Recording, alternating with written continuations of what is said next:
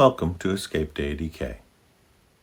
We all know that a vacation in the Adirondacks offers many things: water fun, cookouts, and freedom from daily stress. But sometimes there can be things that we least expect that can add some of that stress right back into the mix. That's because Adirondack homes are different. And while these differences may not be significant, they can sometimes be annoying unless we know to expect these differences. Today, I want to talk about how an Adirondack home works and why it may be different from what you're used to. With years of experience managing over 70 vacation home rentals and a lifetime in the North Country, I have a fair amount of insight into what makes these homes different and special, both for us and for visitors. Rural Adirondack homes, especially lakefront homes, are islands of peace and tranquility. But just like with real islands, that also means they have to rely on themselves. Unless the home is in a more populated area, then it's almost guaranteed to have no access to municipal systems for water, fuel, and septic. Other systems, such as power and internet, rely on lines that run along poles rather than be buried underground, and so they can be subject to outages due to storms and accidents. Here are some of the things to know about and what you can expect. One of the first issues that many people encounter isn't precisely a difference. It's just a difference in how you use it. Refrigerators. They're pretty similar across the U.S., and they all tend to operate about the same. However, at your home, you most likely have been using that refrigerator for years. When you go shopping, you buy a few things that go in the fridge, and you regularly take things in and out as needed. But you don't usually completely empty it and then fill it full of lukewarm food, which is what typically happens when you first arrive at a vacation home. Refrigerators are designed to gradually cool food over time and can handle a few things at a time. Once they've cooled something down, it actually becomes part of the cooling system too. A refrigerator full of cold items stays cold a lot more easily than an empty one. Food stored in ice chests gets warm, even if not room temperature. So when you arrive at your vacation home and start to immediately fill the refrigerator, the first thing you do is open the door and let out all the cold air. Then you fill it full of warmer food. Refrigerators are not designed for this. Doing it this way can mean the refrigerator can literally take days to cool everything down, meaning a lot of it can spoil. Instead, put the most critical things in first. Fish, frozen desserts, meats, and dairy are a good place to start. Keep the other things on ice a little longer. Then, in an hour, add the next most critical things, like cheeses, sauces, and the other dairy. Breads and vegetables can probably be last on your list. Following this approach can have your critical items cold right away, and you can have everything cold much, much sooner. Heat and cold are the next focus areas. Many people live in apartments without individually controlled heating and cooling, or the thermostat you are used to may not look anything like the one you're seeing in the rental home. Here are a few examples to look for. Unless you're staying in a totally rustic bungalow, you should likely see one of these types of thermostats to adjust the temperature in your rental. Check the thermostat to make sure it's pointed toward the correct type of temperature control, heating or cooling, and then adjust it to your desired temperature. Keep in mind that many homes in the Adirondacks cool using window air conditioning units. These are usually individually controlled, meaning the thermostat is not likely to control them. If you see window AC units, then you can also assume that there is no central air conditioning, which means that even if there is an option on the thermostat, it is unlikely to be active there. Something to keep in mind if you're from a very warm climate. You're unlikely to be able to get the house warm enough for you in the winter. If you're trying to heat it above 75 degrees or so, then you may actually be damaging the house by encouraging ice dams. You'll also use an inordinate amount of fuel, which could result in you running out of heating fuel before the next scheduled delivery. Moderate your temperature adjustments, have extra blankets on hand, and consider timing your stays for warmer seasons. Water is another area where you may experience different systems than you're used to working with. Water for most homes here comes from a well, and most wells have a limited ability to keep up with demand. Moderate your water use. Keep showers shorter than you might be accustomed to.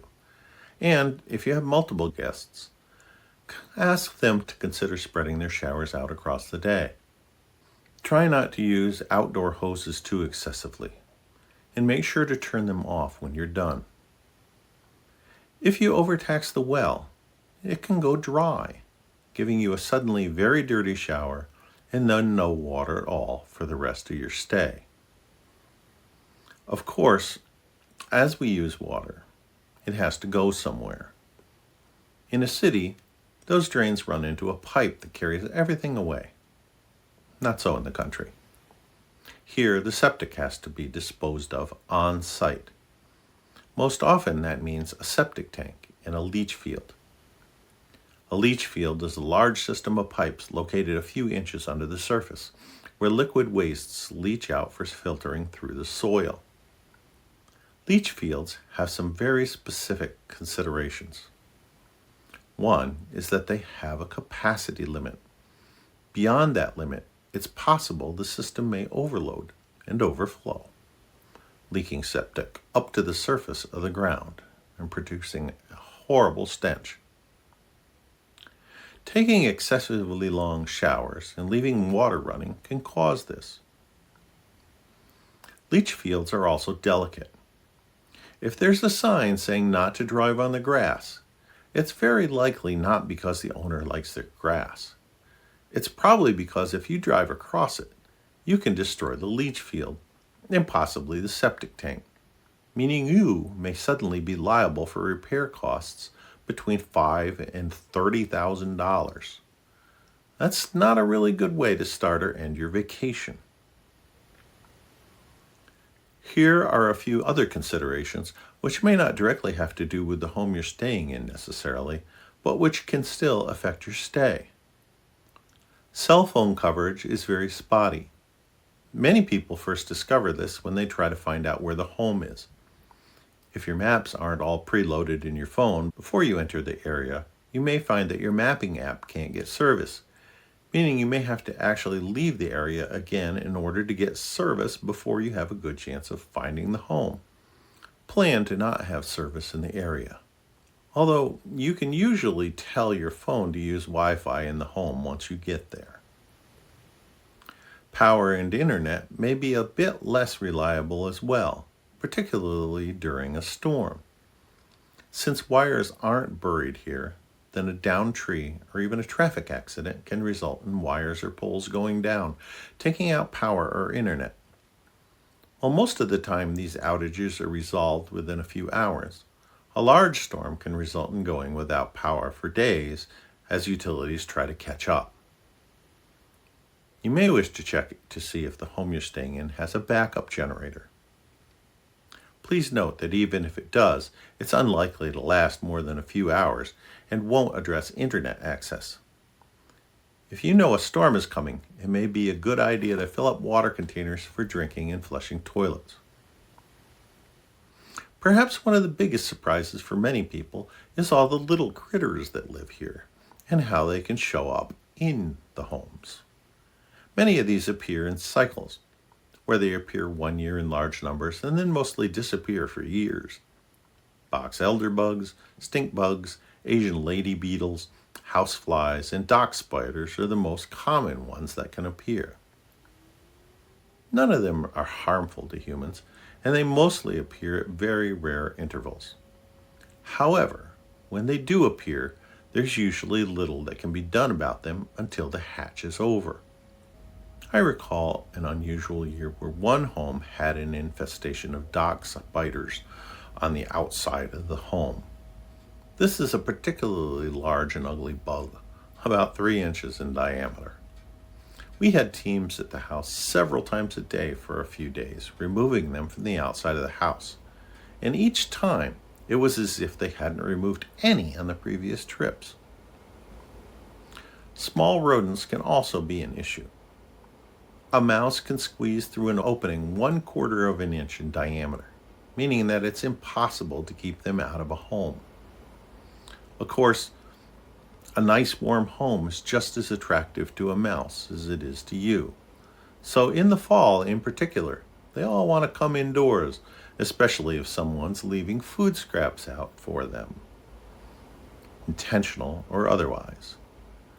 Please keep in mind this is a natural area with much of it protected forest, meaning this is where these little guys live. If you can't stand rodents, for instance, then this may not be where you want a vacation. I recall another guest a few years ago that was indignant because there were rodents on the property. In particular, she hated chipmunks. It was especially humorous because the chipmunks knew it too. One of them was on a branch of a pine tree nearby, and whenever the guest came near, the chipmunk chattered angrily and threw pine cones at her. Another consideration is lighting. There are few, if any, streetlights here, and very few neighborhood lights. Bring flashlights for after dark use, especially if you're arriving after dark. Road conditions can be a factor. Many homes are at the end of long dirt lanes and may not be fit for a low-slung vehicle. Along a similar line, a heavy winter snowstorm can make these backcountry roads difficult to see and almost impossible to navigate unless they're plowed. It may seem like the perfect time to hit the slopes, but it's also the perfect opportunity to spend a day trapped in a ditch or, heavens forbid, wrapped around a tree. I've seen numerous times when guests have headed out in a snowstorm and found themselves off the road. You're much better off waiting until the snow stops and the roads have been cleared. Another concern is sound. Many of the neighboring homes are not vacation rentals. People live and work out of them, and they and their children need to sleep at night. Be considerate of your neighbors and imagine how you'd feel at your home if your next door neighbor or the guy living upstairs had a loud party every night. If you're staying on a lake, this is even more of a concern. I've seen cases where people over a mile away were calling the police because someone on the other side of the lake had a loud party. Sound really carries over a lake. And finally, not every lake is the same. If you want jet skis and wilder adrenaline junkie water action, then you probably want to stay on Lake George. This can also put you closer to all the action in Lake George Village itself. Schroon Lake, Brant Lake, Loon Lake, and Glen Lake are good for a middle-of-the-road experience. You can still have some of those toys, but you're expected to be quieter, follow low wake zones, and be more considerate. Most of the other lakes, like Kelm Pond, Friends Lake, Garnet Lake, Trout Lake, and Trip Pond, are for more quiet experiences without power boats where you can go swimming, fishing, or enjoy a peaceful sunset. Power boats may not even be allowed. These lakes are great if you want to get away for more of a genuine Adirondack experience.